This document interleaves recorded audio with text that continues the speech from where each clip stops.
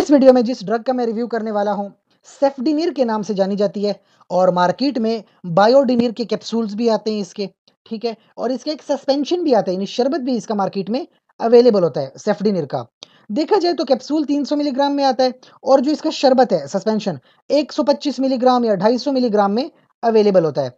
और इसका काम यह है कि जो बैक्टीरिया होता है उसकी जो सेल वॉल होती है, ये दरअसल बैक्टीरिया की सेल वॉल को तोड़ देता है, जिसकी वजह से जो बैक्टीरिया का इंटरनल जितना मटेरियल है वो सारा का सारा लीक आउट हो जाता है और बैक्टीरिया मर जाता है। तो इस तरह सेफडिनिर अपना काम करती है। और खास करके निमोनिया, जिन लोगों को कम्युनिटी अक्वायर्ड निमोनिया है, 10 दिन का कोर्स होता है सेफडिनिर का, इस्तेमाल करते हैं।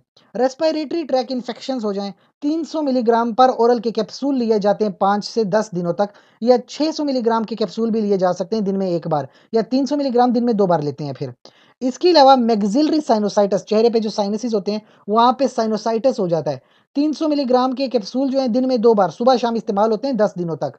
हाँ, अगर आपको इससे एलर्जी है तो फिर आप इसका इस्तेमाल ना कीजिए, बिल्कुल भी इस्तेमाल ना कीजिए।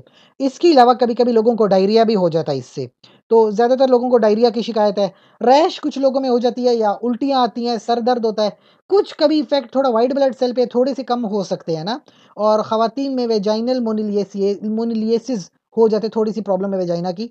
बहरहाल ये एक सेफ़र ड्रग है। एक और बात भी याद रखिए कि प्रेगनेंसी में कभी भी कोई भी मेडिसिन खुद से इस्तेमाल नहीं करते, कोई मेडिसिन यूज़ करनी भी पड़ जाए, गायनेकोलॉजिस्ट से मशवरा करके ही कोई मेडिसिन इस्तेमाल करते हैं। इसके अलावा जो सेफडिनिर है एक बहुत ही सेफ़ ड्रग है, बहुत यूज़फुल ड्रग है, बहुत ज़्यादा इस्तेमाल होने वाली ड्रग है। आपका कोई भी सवाल हो इसके हवाले से कमेंट सेक्शन में पूछिए, छोटी-सी गुज़ारिश करूँगा।